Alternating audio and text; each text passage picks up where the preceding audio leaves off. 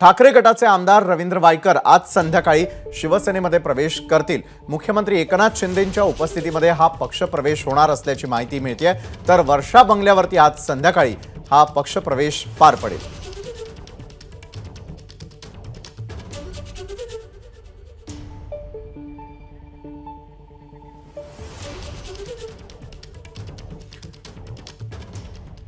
यासह इतर महत्त्वाच्या विषयांवरती बोलण्यासाठी आपले प्रतिनिधी वैभव परब आपल्या सोबत जोडले गेले आहेत आणि त्यांच्या सोबत देखील एक मान्यवर आहेत। थेटपणे जाऊयात आपण वैभव यांच्याकडे।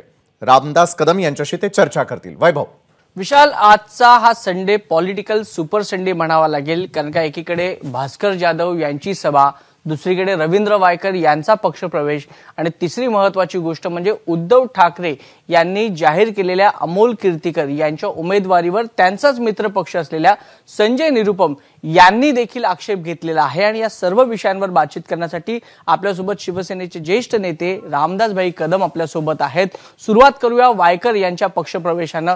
भाई, रवींद्र वायकर तुमचे जुने सहकारी आणि आज उद्धव ठाकरेंची काल भेट घेतली, शाल श्रीफळ दिलं आणि आज थेट एकनाथ शिंदे यांच्या गटात सहभागी होत आहेत। काय पहिली प्रतिक्रिया आपली? त्यांचं अभिनंदन केलं पाहिजे निश्चितपणे। पहिली गोष्ट अशी की वायकरांना मंत्रिपद का दिलं नाही? कुठं कमी पडले वायकर? खासगीमध्ये एका ठिकाणी वायकर बोलले की माझ्याकडे काय खोक्यांची मागणी केली होती, मी ते देऊ शकलो नाही आणि म्हणून मला मंत्रिपद मिळालं नाही। हेलिकॉप्टरनी वायकरांना खोपोलीला घेऊन गेले होते, चाचपणी करण्याचा प्रयत्न केला काय मिळतंय काय, आणि म्हणून कदाचित वायकर हा निर्णय घेतला असावा असं मला वाटतंय। रवींद्र वायकर आणि उद्धव ठाकरे यांचे कौटुंबिक संबंध मानले जातात, केवढा मोठा धक्का आहे? तेच तर म्हणतो ना मी। मला वाटतं वायकरांचं दुसरं नाव मातोश्री कॅबिनेट किचन असं आम्ही त्याला सगळं म्हणायचो। म्हणजे काय समजून सांगा। म्हणजे मातोश्रीच्या कुटुंबातला घरचा माणूस, मातोश्रीच्या किचन मधला माणूस, अतिशय जवळचा माणूस, अशी ओळख वायकरांची होती। अशी माणसं उद्धव ठाकरेंकडनं लांब का जातात? मधल्या काळामध्ये वहिनींचं आणि वायकरांच्या मिसेसची एकत्रित जागा कुठेतरी घेतली होती, अशा काही बातम्या ऐकायला मिळाल्या होत्या आपल्याचकडून, चॅनलमधून। मग इतके दोघांच्या पत्नीच्या नावानं एकत्रित जागा घेण्या इतपत संबंध आले असताना अशी वेळ काय यावी? याचं आत्मपरीक्षण उद्धव साहेबांनी केलं पाहिजे असं मला वाटतं। खोपोलीला जे मातोश्री वृद्धाश्रम उभं केलं गेलं त्याच्यामध्ये सिंहाचा वाटा वायकरांचा होता असं माहिती मिळते। असं असताना देखील उद्धव ठाकरेंना सोडून वायकर लांब का जातात याचं आत्मपरीक्षण उद्धवजींनी केलं पाहिजे। शिवसेना भवन जे उभं केलं गेलं त्यामध्ये वायकरांचा सिंहाचा वाटा आहे अशी माहिती मिळते। मग एवढं मोठं पक्षाचं काम केलेल्या माणसाला मातोश्री सोडून बाहेर का जायला लागतं? त्याचं आत्मपरीक्षण केलं पाहिजे उद्धव साहेबांनी। आणि मुळात अपक्षी आमदारांना मंत्रिपद द्यायचं आणि कुटुंबाच्या लोकांना बाहेर ठेवायचं,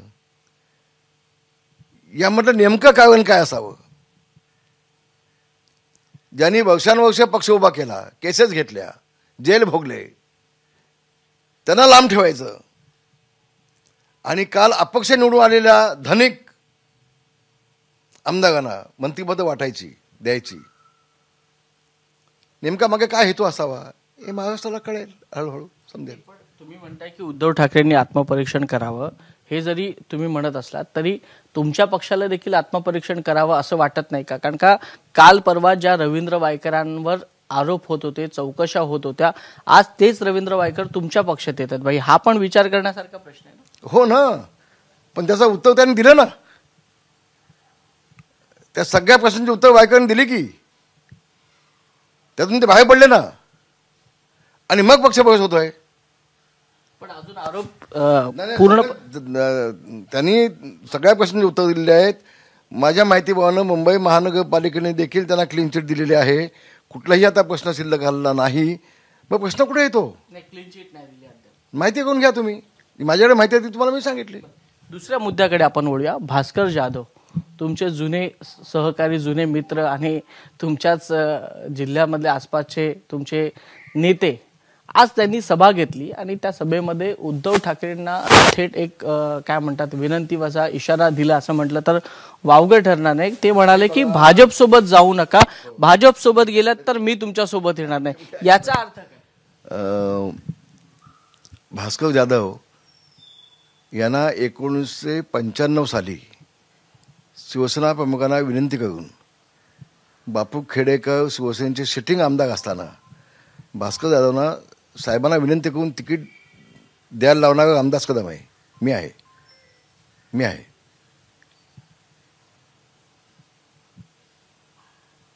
2019च्या निवडणुकीमध्ये देखील भास्कर जाधवचा प्रचार करून सभा घेऊन त्यांना निवडून द्या असं अपील करणारा मी आहे.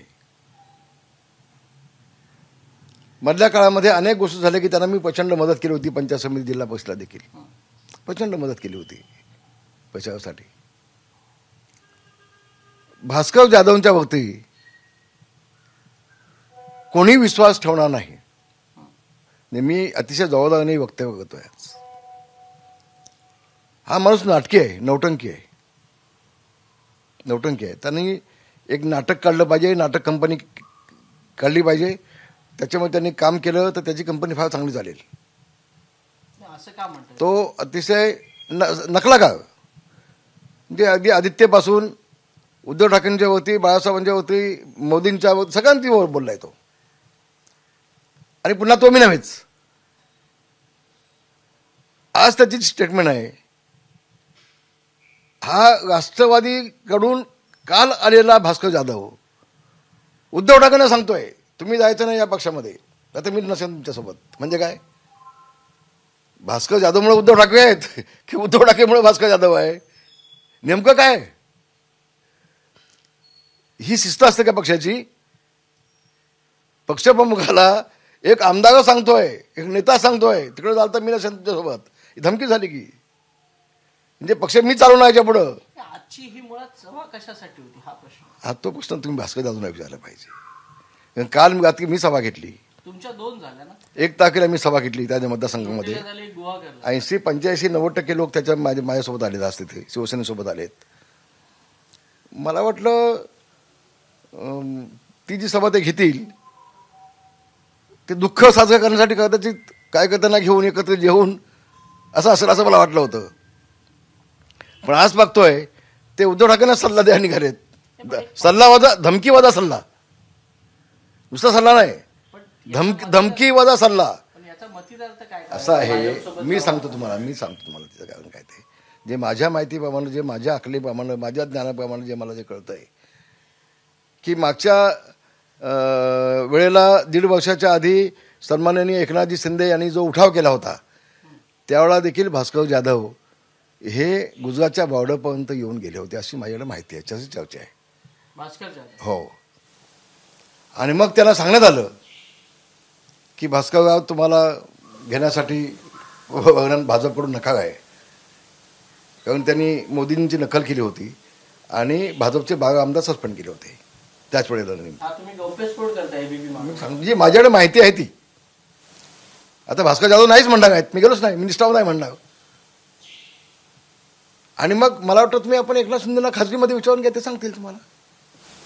आणि मग शिवसेनेच्या नेतृत्वाने सांगितलं की भास्कर जाधव थोडे दिवस थांबा, आम्ही त्यावरती कन्व्हिन्स करून घेतो आणि मग तुम्ही या नंतर.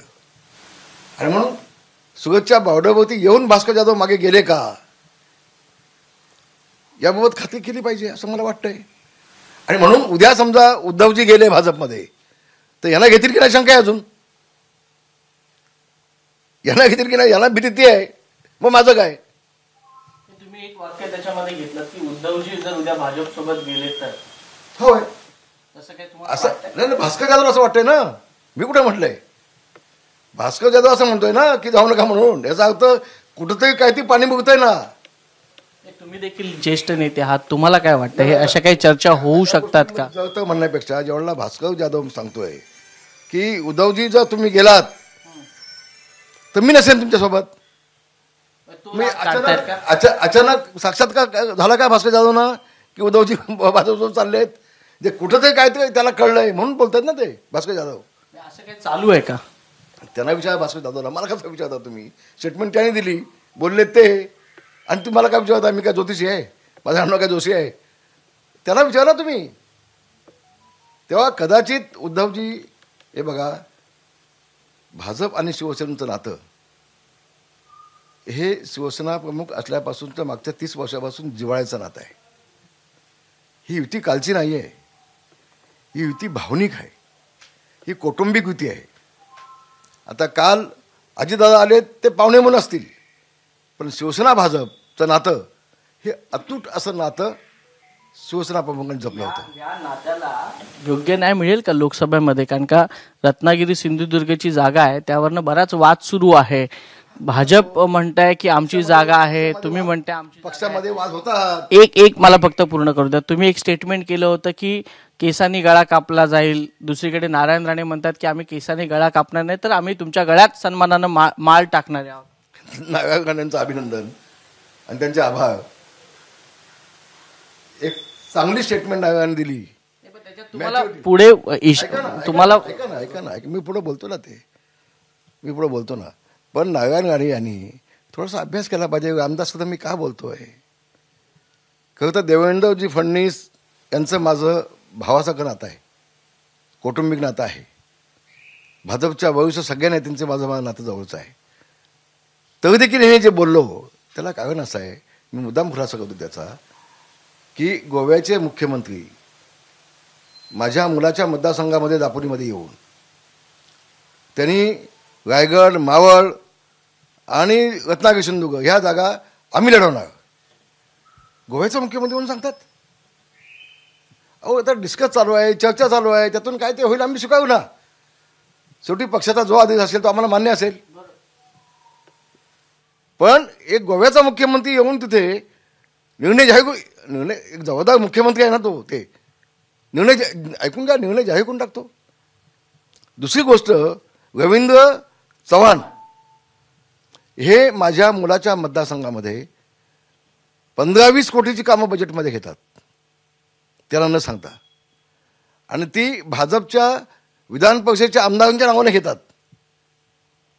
आणि त्याची भूमिपूजनं ठाण्याचे आमदार केळकर हे जाऊन तिथे आमदारांना, स्थानिक माझ्या मुलाला बाजूला ठेवून आमदारांना भूमिपूजन तिथे होत आहेत भाजपकडून.